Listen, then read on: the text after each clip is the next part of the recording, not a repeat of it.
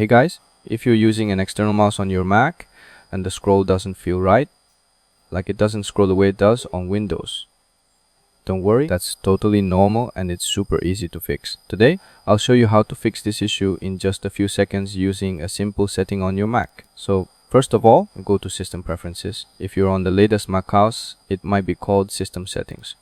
Now here's the important part. Click on Trackpad.